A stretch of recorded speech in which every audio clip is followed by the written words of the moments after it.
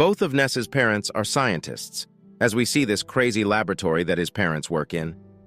It seems that Ness really enjoyed reading fictional books in his free time. Ever since he was a little kid, his parents drilled into him that everyone in the world can be explained through logic. Ness's past is finally revealed in a lonely, isolated world.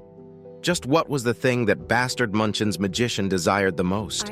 Ness has gotten a wound on his arm, so he asked his dad if he can heal it with a healing spell. But his dad told him that he must disinfect it quickly. They are standing at the lab as his dad tells him that if they fail to clean the wound, there's a chance that it would get infected and slow down the healing process as a result. In the worst-case scenario, he could even die from it.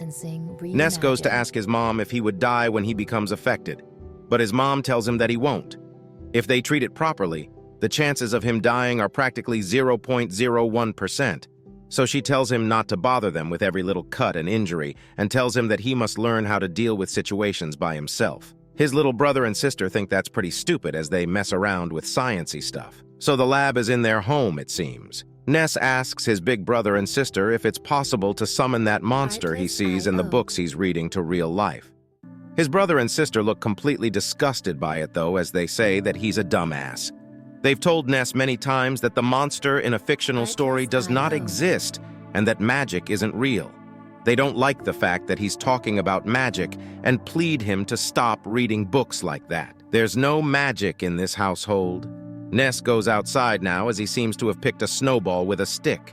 He has made a snowman and a sort of hexagon as he's spouting some crazy witchcrafty words that I do not understand. He asks the snowman to give him strength. But his brother and sister came outside as his brother told him to shut up as his brother grabbed his stick away from him. It's apparently because of him that they can't focus on their experiments. But Ness tells them that he was practicing with magic as he really wanted a pet. His brother is fuming now. His little sister completely destroys the snowman he's made as his brother breaks his stick. He has told Ness many times to stop talking about magic, as his sister calls him a good-for-nothing. They go to their parents to tell them what Ness is up to. They don't really know if he's even related to them because of everything that happened. His mom tells them that snow is composed of frozen water crystals, but they also contain dirt particles that were circulating in the air. So he asks them to wash their hands before coming inside. He reiterates that they are scientists and that their duty is to observe, research, and explain natural phenomena. He tells Ness that people who foolishly believe in the impossible are not wanted in his house. This must be very harsh on little Ness as he cries and completely breaks down in the process. He reckons that Ness is at the short end of the pool of genetics, so he's basically trying to say that he's genetically meant to be stupid. His sister says that they've wasted quite a lot of time on Ness and they just want to get back to research. Ness doesn't really care about scientists, though. The only reason they are rejecting magic is that they can't even explain it in a scientific manner. They don't even try to understand the sadness within Ness's heart as he keeps on crying. He truly believes that magic does exist. So when he first read a certain book, he was so excited that he couldn't sleep the entire night. In his head, he was imagining how that kid with the magic wand was fighting against the dragon. None of his family members can explain what he felt in that moment. He was searching for magic every single day. We see Ness being nice to a cat as he says that unlike the rest of his family, he likes dealing with fiction rather than fact. He is staring at the night sky now as he says that even if his family likes to brush off fiction as magic, then he believes that the world is filled with magic and adventure as he's running away from scary dogs. That indescribable feeling and that indescribable sadness. He just can't explain it as it seems that he's walking onto a football stadium. Someone has scored a goal, it seems, as the stadium and the field look absolutely huge through this perspective. Ness has been completely overwhelmed by this feeling. I'll use this moment to quickly ask you guys that if you are liking my content so far and wish to support me, subscribe to the channel. Now back to the video. The players are celebrating as Ness tells himself that football is true magic. With a single goal, a player can ignite the crowd and put the stadium into a frenzy. It can provide a sense of euphoria that transcends all logic. He's finally found his place as he thinks that football players are magicians. We now see him playing with the ball and doing cardiovascular activity to improve his stamina. This is what he truly wants to do. He wants to become a football player. His brother still thinks that he's an idiot, and his dad tells them to just forget about him as they reckon that he'd come crying back to them in no time. But Ness has a different plan as we see him dribbling with the ball in a football uniform.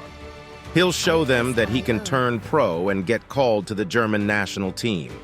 The keeper prepares for the show as Ness says that one day he'll become players that'll entrance the world with his magic as he's shooting the ball towards the goal. He has scored a goal as he's celebrating with his teammates.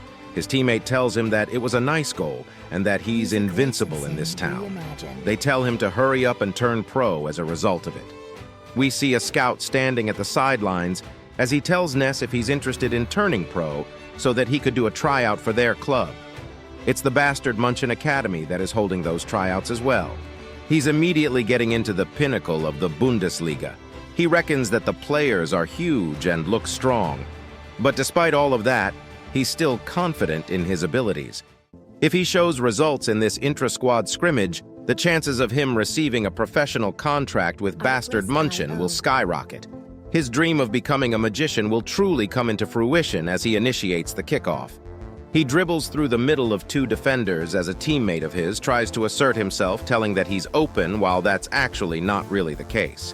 As a result, Ness thinks that he's too slow and that it can't be helped since this is such a makeshift team. He was thinking of passing towards someone, but before he could do that, he got tackled by one of his opponents. He doesn't understand that he catches up since he already got past him. They score a goal out of that attack, as Ness reckons that these guys are totally different from the players he's used to facing, which makes sense. Ness is trying to press someone with the ball as questions himself if this is the level of those who are seriously trying to turn pro. Even though I can just keep up with them with his technique and creativity, but when it comes to tactics, coordination play, and transition, these guys are on a different planet than him as he's getting frustrated about the situation he finds himself in. His magic world is completely powerless against the world, as the Bastard Munchen guys dash ahead while leaving Ness behind. His teammate doesn't really get what he's trying to do and tells him that he's too slow. The other guy tells him to get rid of the ball quicker as a result and calls him a slowpoke. He doesn't like the fact that he is letting them just steal the ball from him time and time again. He hits the ground as he tells himself to shut up and stop. And then he remembers the words of his parents, which were that there's no such thing as magic. And people who foolishly believe in magic are not wanted in this house. He remembers his family calling him a failure now. Ness really hates it as his magic doesn't look effective against those tyrants. But then all of a sudden he meets Michael Kaiser, who was also doing tryouts as he asks Ness if he believes in doing the impossible. As Ness sees his magic getting completely crushed during the Bastard Munchen tryouts, he loses the will to fight. As he's laying on the ground, his ego is in complete shambles, and on the verge of despair, he looks up to see Michael Kaiser looking over him. How will those two combine forces to join the footballing giant that is Bastard Munchen? To be continued in Chapter 243, The Blue Rose and the Magician Part 2. If you want to get closer to me, consider joining my private Discord community. But if not, watch this video next, egoists. I'm out. Peace.